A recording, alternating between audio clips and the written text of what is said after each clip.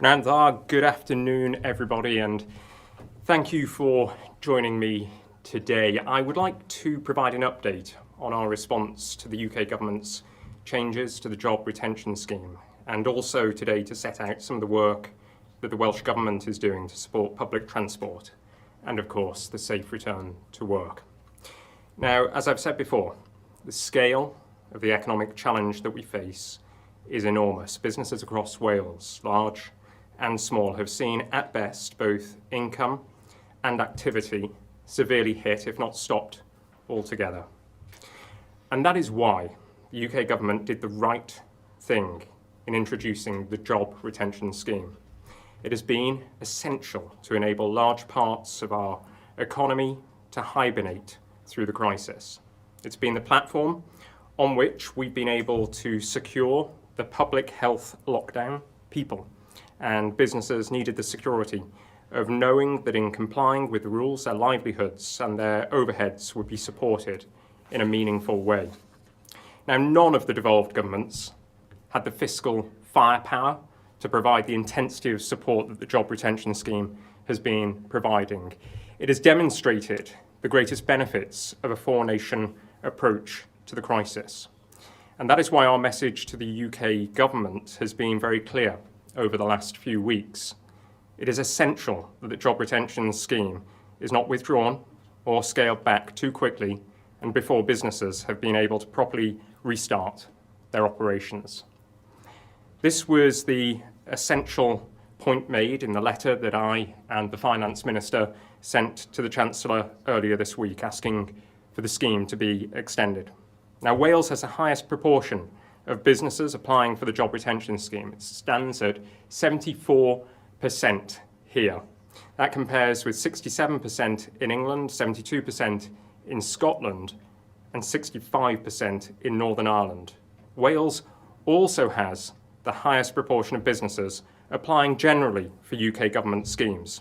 And so I welcome the fact that the Chancellor has heard our message and has now taken steps to extend the scheme until October. But of course, there is much work to do now with the UK government if we are to work through the detail of the next phase of the scheme and to prepare businesses for life after the job retention scheme. That conversation has to be meaningful. It has to involve all four nations, and our message to the UK government is to involve Wales, Scotland, and Northern Ireland in the discussion right now so that we can all plan and move forward together with confidence into our plans for recovery. An important part of our message in those discussions will be the need to continue support for those businesses that cannot legally open. We know that for some sectors, such as tourism and hospitality, which were the first into the shutdown, likely will be amongst the last, that they will need support for longer. And we also wish, as part of those discussions, to ensure that the UK government considers if support is required for adjusting to the new norm for those businesses that are able to restart sooner. And these discussions should happen now, as I say, on a four-nation basis. Now, for our part, the Welsh Government has been able to fund the most generous and comprehensive package of support anywhere in the United Kingdom for businesses. £1.7 billion, which has included a loan facility through the Development Bank of Wales, which has allocated £100 million in loans to more than 1,000 businesses, saving 14,000 jobs in Wales. A £400 million economic resilience grant scheme, which has been applied for heavily across the business community, and 9,500 applications are now being processed.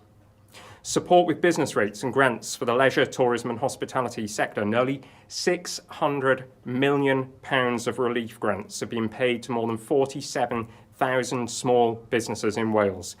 That package, being provided by the Welsh Government, is worth £1.7 billion and is a huge commitment by us. But all of this is just a complement, not an alternative to the job retention scheme.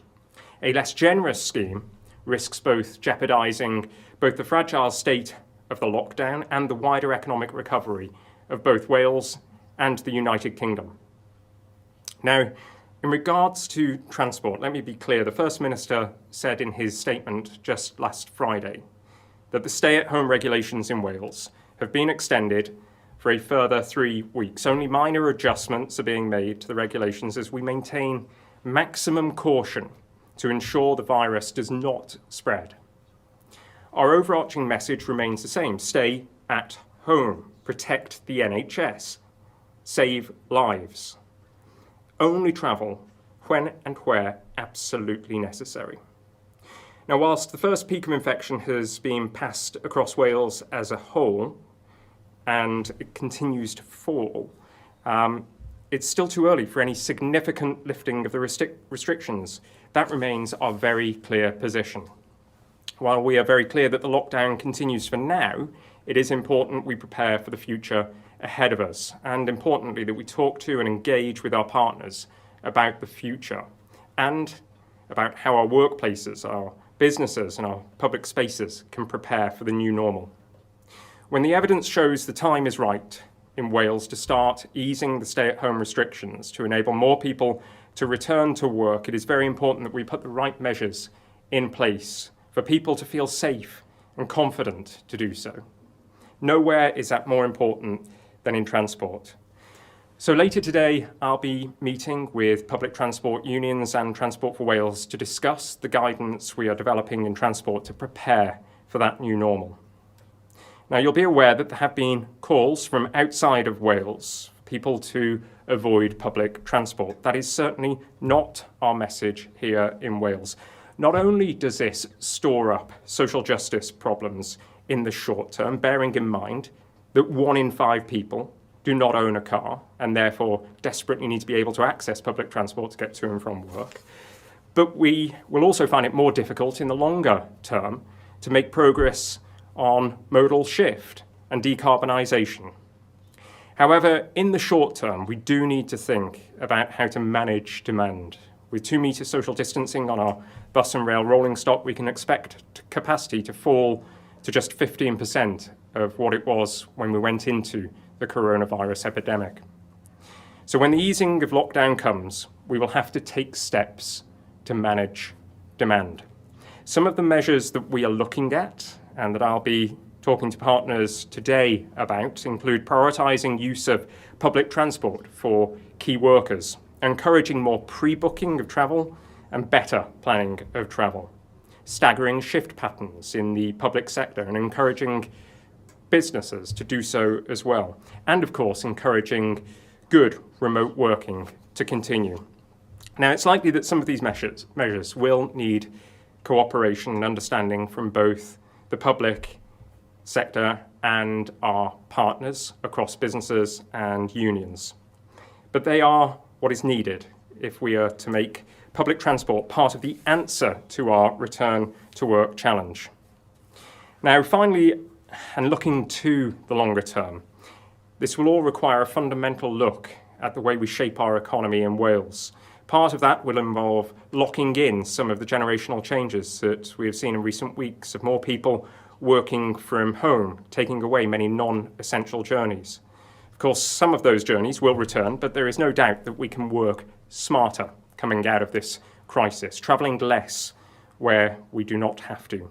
And that is why I'll be asking social partners in business and in our trade unions to help me establish an expert panel that can help us over the next few months take advantage of the move towards an economy that sees us travel less but work smarter. And this is part of our determined effort to build back better, to create a fairer, better economy, a greener economy, a fairer, more equal and responsible society, a country in which well-being of people today and tomorrow and of our environment are our top priority.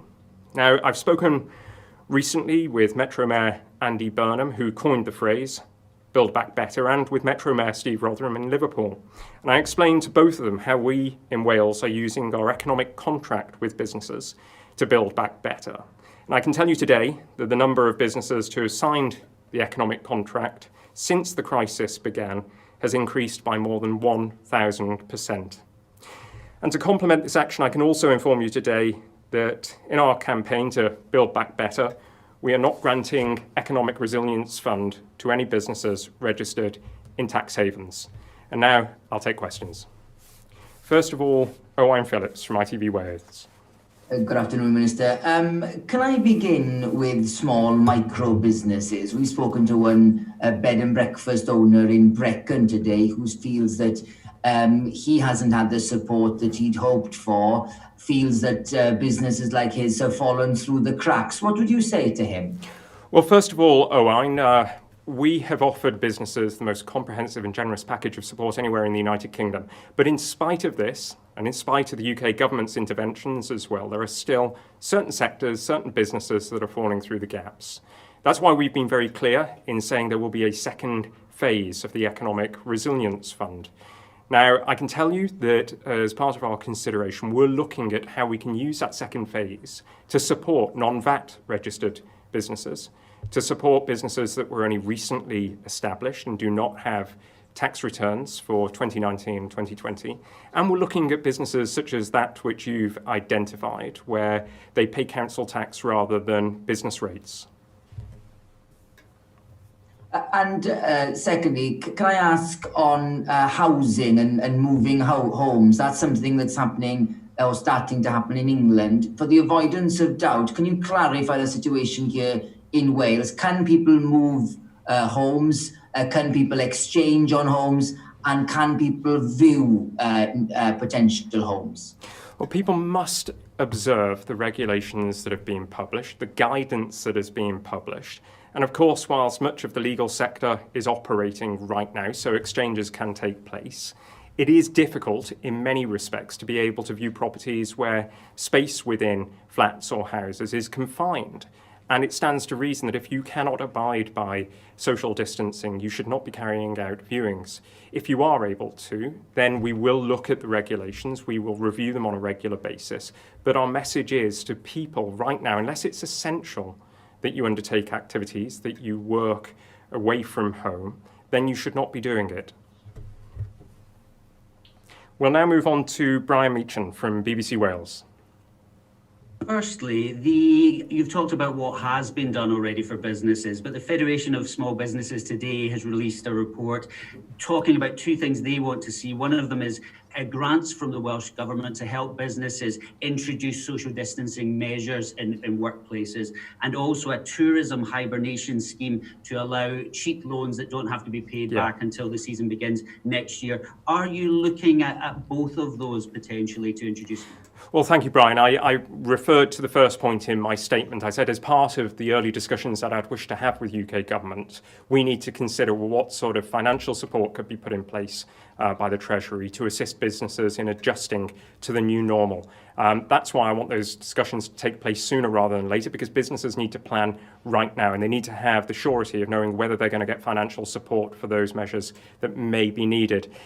With regard to the question concerning the tourism sector, of course, the tourism sector is one, as I identified in my statement, that has suffered perhaps the biggest loss in income. Tourism, hospitality and events are very much part of our thoughts for how we can go on supporting businesses on a longer term basis. And I can tell you that we are in close discussions not only with the UK government regarding the tourism sector, but also importantly, I believe, with the Development Bank of Wales over what, as part of a second phase of their COVID loan scheme, they could do for the tourism sector specifically.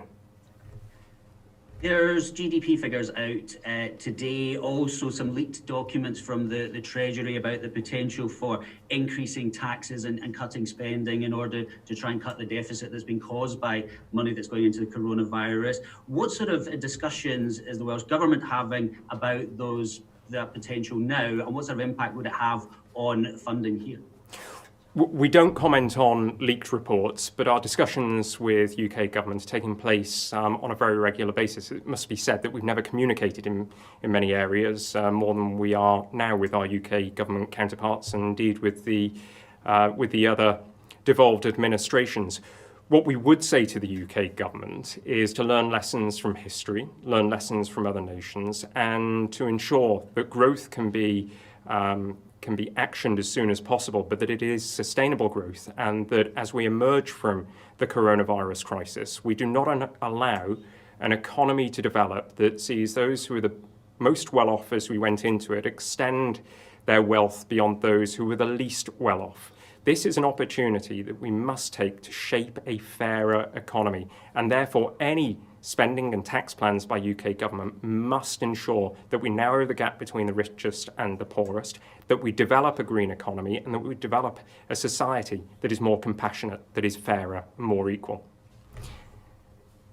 Thank you, Brian. I'll now move on to Mike Hughes from Global.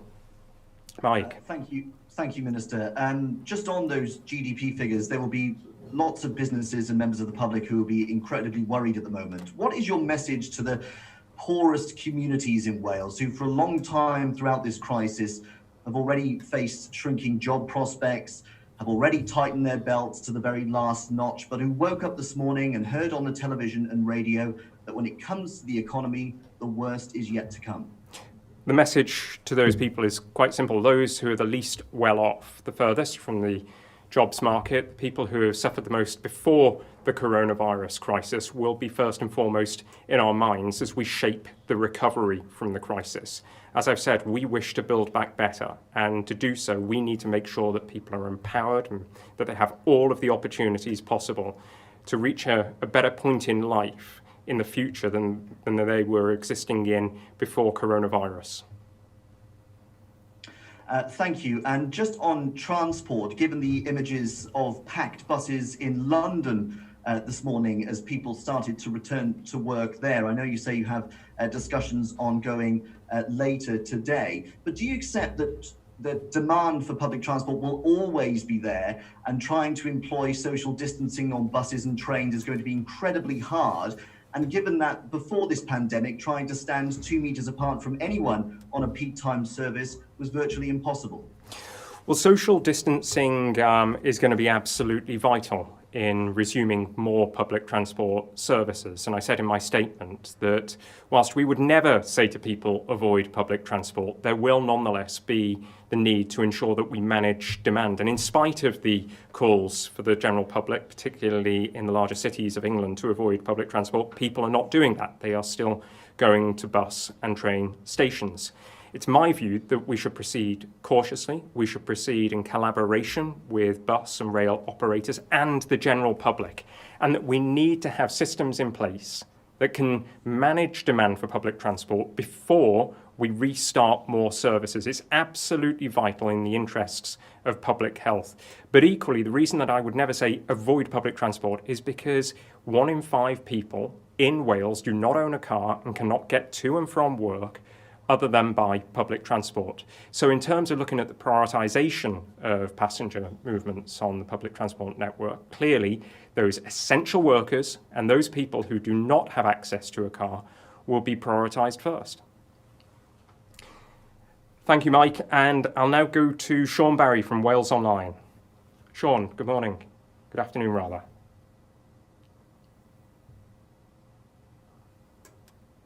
Hello, Minister. Can you hear me? Yes, I can hear you, Sean. Yeah, GDP figures, first estimates from the ONS this morning, a 2% contraction in the UK economy will get much worse in Q2. Yeah. Have your officials been able to model any data to get a sense of what position might be in Wales and whether it's actually worse? And my second question would be, you did announce 2 weeks ago, and you touched on looking at VAT, non-rated VAT businesses in terms of the support they might receive from the Economic Resilience Fund. You also talked about the Development Bank of Wales also potentially having a successor fund. In light of the fact that the various coronavirus loan support schemes from the UK government through the British Business Bank are now really impacting with £15 billion worth of lending, is there now a case not to necessarily have another fund for the Development Bank because the banks have stepped up to the plate?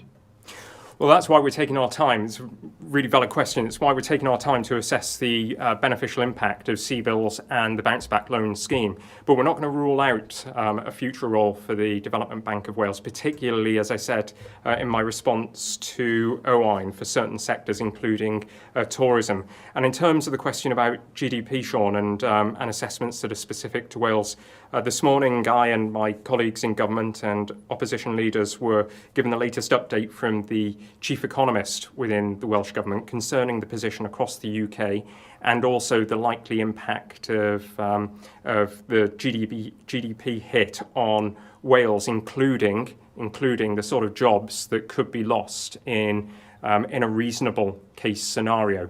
Now, it's our determination to avoid job loss, obviously, as much as we can. That's why the job retention scheme is so important, why we've called for it to be extended. But even with schemes such as a job retention scheme, we are seeing jobs being lost from the Welsh economy. And that is why we are considering very carefully now the suite of interventions that we have at our disposal regarding employability, such as Jobs Growth Wales, such as REACT, to minimise unemployment, but also to minimise the period that people may be unemployed as we grow the economy again. Sean. Yeah, just on Tata, they've asked for a £500 million emergency support measures to keep that operation going. Have you had any more insight from the Treasury on what might be potentially provided to Tata? So we have weekly discussions on a quadrilateral basis. Myself, Fiona Hislop from Scotland, Diane Dodds from Northern Ireland, and Nadeem Sahawi from Bays. The plight of the steel sector, and in particular the needs of Tata, feature weekly in those discussions. I can't comment on what the Treasury in the UK government is considering at this point in time, but I can say that all ministers are keen to support the steel sector as much as possible across all political parties. And we would hope that the UK Treasury would respect the needs of the steel sector and those businesses that employ so many people within it, and to provide the appropriate support to enable them to survive this crisis.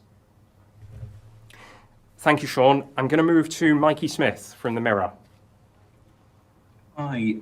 How concerned are you about long-term relations between England and Wales being damaged by the changes in guidelines being rolled out by the Westminster government? Do you think English people might resent being told they can't come to Wales currently, and perhaps they might not come to Wales in future as a result?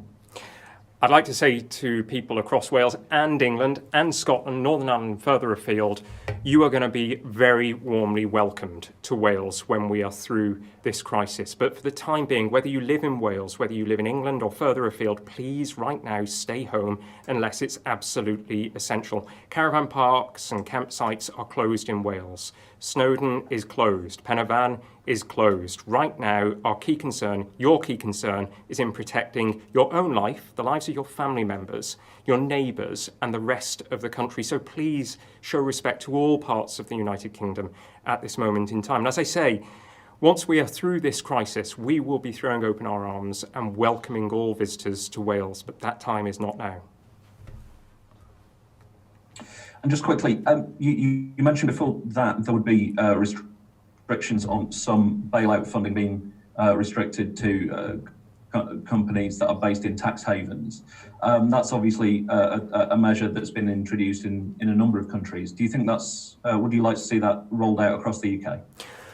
I think it's right that when you face a crisis and you spend so much money in addressing the economic and health implications of that crisis, that businesses that don't pay tax should not benefit from the interventions that government is making. So I'd like to see this sort of approach extended right across the United Kingdom. I think it makes sense. I think it demonstrates to the people of the United Kingdom as well that we are not going to go back to business as usual when we're through this crisis, that we are all determined across all political parties, if at all possible, to build a better economy and a better society. And that's certainly something that during my discussions with Metro Mayors, with ministers across political parties, we all want to do. And I hope that as we move through this crisis, that campaign to build back better will strengthen and will gather more supporters and key decision makers in it.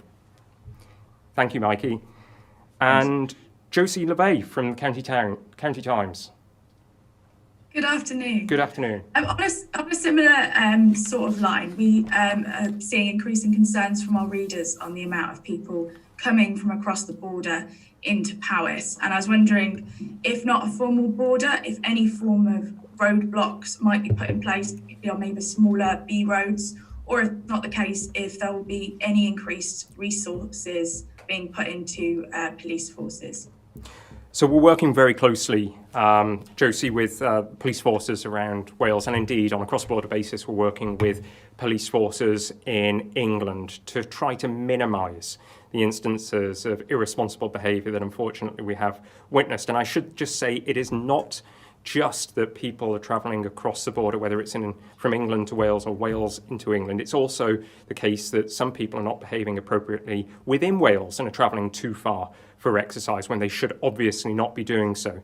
Now, I can say that road checks are regularly carried out by police forces in Wales. For example, a road check was taking place just this weekend on the A5 in the Clwydian Range and Dee Valley area of natural beauty. The police are doing an incredible job, and of course if further resource, further powers are required, then we will support them in their endeavours.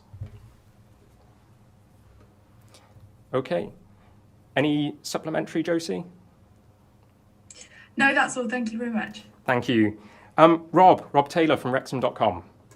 Hi, good afternoon. Afternoon, Rob. The Small Business Rates Relief Grant has successfully been distributed by councils across Wales, and feedback appears to be that the grant has helped many businesses in a quick, direct manner at the very start of the impact of the pandemic. In your talks with UK Government, has there been any indication if that will be repeated in some form, and would you see that as beneficial? So you're right, Rob. It's been hugely important for countless businesses. More than 600, or just under 600 million pounds as of today has got through to businesses, to 47,000 businesses across the length and breadth of Wales. That's kept them afloat during this difficult period. The job retention scheme is also crucially important. Likewise, the support that we've been able to offer from the Economic Resilience Fund. Those two interventions, alongside the self-employment income support scheme offered by UK Government, are the principal means by which we now wish to support businesses across governments. And you've mentioned two Metro mayors already, Andy Burnham, Mayor of Greater Manchester, Steve Rotherham, Mayor of Liverpool City Region. Both have written an open letter to the Prime Minister yesterday.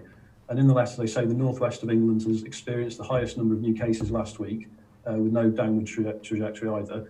They've also requested that the R figure is published at a regional and sub-regional level on a daily or regular basis. Now, obviously, London to Manchester, Cardiff to Holyhead are similar-ish in distance. And just touching on trajectories as well, there was a similar north v south split on the information from Stats Wales, which came out yesterday. As Minister for North Wales, would you support similar localising of key data, as they say, to help residents make informed decisions about risk? And does it concern you that the near cross-border neighbours in Liverpool and Manchester have such a warning and concerns about the spread of the virus? Well, I share their concern over the spread of the virus, and I think what they said in their open letter is absolutely right, that we need to continue to be vigilant, that we need to recognise that the peak is coming at different times across the United Kingdom, and that applies equally to Wales, and that's why we have those regional figures showing the death rates and the numbers of people who have coronavirus. It's absolutely essential that we do not move away from lockdown arrangements until all parts of Wales, and in my view all parts of the United Kingdom, are right past the peak and where the virus is fully under control. It's essential, I believe, that we try to emerge from this virus in lockstep, that we don't allow some parts of the United Kingdom to be opened up and for the people of those areas to then come to other parts of the United Kingdom where the virus is still a threat. That would be incredibly damaging to the health of the country and would also risk a second wave that would inflict major damage on our economy further down the line. We cannot put at risk the economy of 2021 by resuming normal activity prematurely here in 2020. And I'll now move on to Andrew Nuttall from The Leader. Andrew. So for us, we have heard reports that show traffic on the roads have increased since the English lockdown rules were relaxed over the last weekend. So with your transport minister hat on, we were just wondering if you knew of sort of ways that you were going to enforce control specifically for us on our sort of border from North Wales into England and sort of vice versa as well. Sure. About the likes of cars crossing the borders and then public transport like buses and trains that are also crossing the border as well. Sort of what rule breakers are using, well not using those, but what sort of the rule breakers who aren't complying with the different rules sort of face? Thanks, Andrew. I think there are a number of concerns that have been expressed to me regarding cross-border working arrangements. If you work in England but live in Wales, what should you do? Vice versa, if you live in England and work in Wales, can you come into Wales for work? Our message is very clear that if you absolutely cannot work from home, but your business can operate, then you should speak with your boss. And unless there are reasons that prevent you from working from home that are very clear to you and to your boss, then you are safe to cross the border for work purposes. What we don't wish to see is for people to unnecessarily cross the border or indeed move within North Wales unless it's for essential purposes. I am working very closely with colleagues in local government and with the police force and with the Trunk Road Agency to ensure that we are able to stop as many people as possible from travelling unnecessarily, whether they be people from England or people who are resident here in Wales. We are going to be adjusting the variable digital messages on the A55. As I said in a previous answer, the police are doing an incredible job in carrying out road checks. And once again, I would say the message to people living in Wales and in England is right now, stay at home, stay safe, and do not undertake non-essential travel right now. Thank you. And for a follow-up, we were looking to see if you could give your sort of opinions on how the extension of the UK furlough scheme will impact on the economy in Wales. Obviously, how things translate differently between England and Wales and obviously all the other developed nations. So we're just sort of getting your views on the situation and what your message would be to people that are concerned about going back to work in Wales too prematurely, because it's obviously going to be a personal choice for everyone, sort of how they feel at different times. Yeah, thanks again for that question, Andrew. I think what you've picked up on is really important, and it's that people have to have confidence that they can return to work safely. Tomorrow, I'll be meeting with the Social Partnership Council to discuss the guidance for working safer in all sectors across the Welsh economy. This guidance is vital so that employers know they're doing the right thing, so that employees know that they're going to be safe in returning to work, and so that the customers of businesses know that they are safe accessing the services that are offered by various businesses. We'll publish the guidance as soon as we possibly can, which will give the confidence to the business community and to the people of Wales. But in terms of that specific question regarding the furlough scheme, had the Chancellor not extended it, then I am in no doubt it would have had devastating consequences for the Welsh economy. With 74% of businesses applying for support through that scheme, I think it can be appreciated just how important it is. But now we need to make sure that the scheme, particularly the phase between August and October, works for Welsh businesses. And that's why I believe that discussions have to take place immediately between all four governments to make sure that that scheme is fit for purpose, maximises opportunities to retain staff, and also enables businesses to plan for future growth. Tom from Kerr's World Radio. Good afternoon, Tom. Good afternoon, Minister, and thank you for taking my questions. A couple, if I may, on the subject of public transport. You've mentioned key workers. You've not mentioned, for example, unpaid carers taking the bus to the pharmacy for essential medicines. Yeah. You've also spoken about pre-booking, which has had its problems when the supermarkets have tried it. Yeah. How much are you going to ensure that disabled people, those with learning disabilities and autism, for example, will have a practical priority in your new reality of public transport?